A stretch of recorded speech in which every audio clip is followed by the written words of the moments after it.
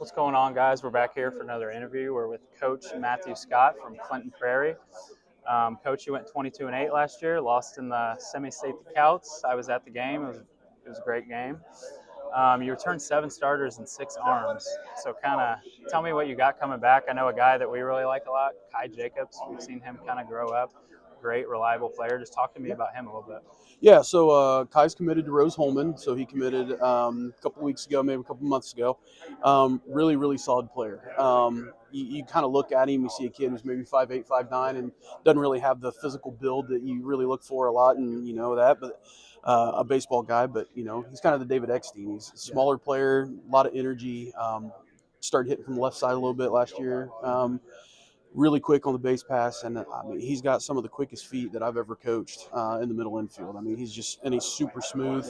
There's really not anything that you can give him that he's not going to work through and be really good at. Yeah, for sure. Another guy I wanted to hit on coming back, Caden Robinson. Yeah. Went 8-0 on the mound last year. Just 8-0 is kind of crazy in high school baseball. Just talk to me about him. What do you expect from him this year? Yeah, Caden's a kid that we really, really enjoyed, coaching last year. He worked really hard in the offseason, picked up a little bit of miles per hour and stuff like that, and really worked on shaping his pitches and things like that. And he was a bulldog on the mound. I mean, he may have one inning where he throws 25 pitches and he doesn't look like he's going to get much. And then all of a sudden he'll go out and get you an 8-pitch inning, 7-pitch inning, a 12-pitch inning. Next thing you know, you're in the 4th inning, he's throwing less than 60 pitches. And he's really good at mixing up his pitches. If his curveball's not working, he's able to kind of find another off-speed pitch. He throws a nice little changeup. And so being able to kind of mix his pitches and things like that. And he's not a kid that's going to blow the ball by you, but he's also really good. He's kind of the Greg Maddux guy. He's gonna place his pitches. He's gonna work around the edges, and he's been really good at that for us. Multiple pitches for strikes in high school baseball is huge. Absolutely. You're gonna get a lot of outs that way. You don't see a ton of guys that can throw multiple pitches for strikes. Yeah. Who are some other guys that you're excited about that are coming back? Yeah, so we've got a really large junior class. Alex King's a kid that we're really high on. He's got the prototypical 6'2" size. Hit most home runs. I think he hit like 4 or 5 home runs for us last year.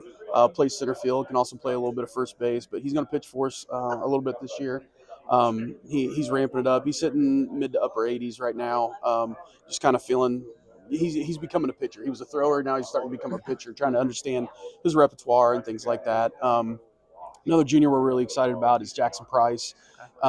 Jackson's really good. He's caught for us. Last year he was kind of a jack of all trades. Played a lot of infield. He played second base in the semi-state game. He played a little bit of second base for us there to start the game, and he can play the outfield. He kind of plays all over the place.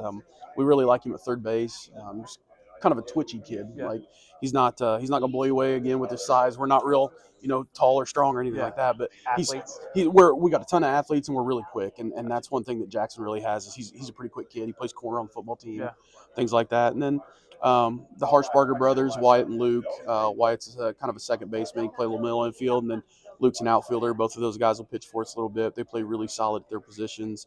Then we got to move in from Frankfurt, Yandel Valdez Santos, and I think he's going to be a really good player for us. We lost our right fielder, first base, and third base last year as seniors, and Yondel's kind of stepped up and looked at first base a little bit. And he's not the biggest kid height-wise, but he's a little bulldog over there, and we're really excited to have him. Gotcha. Well, you bring back a lot of key pieces to a team that went to semi-state like we talked about. What are kind of the keys to success for you guys to get back to where you want to go, get back there and even further? Yeah, we beefed up our schedule a little bit this year. We played West Lafayette, we played Hamilton Heights, we scheduled McCutcheon. So we're going to play we play Cascade. We're playing in a tournament up at Frankton.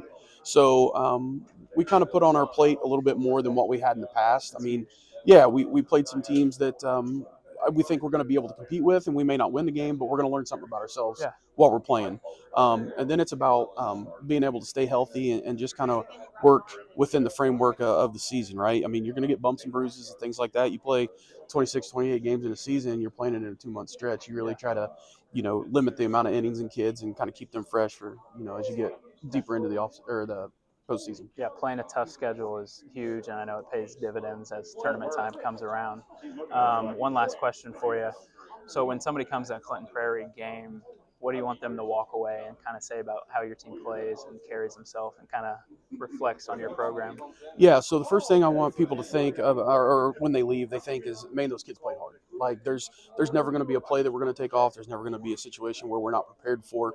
I think we're going to be prepared. We're going to be athletes, right? We're going to we're going to try to steal a lot of bases. We're going to try to do maybe a little small ball here and there and things like that. But when they leave the game, they should know that our kids are going to compete.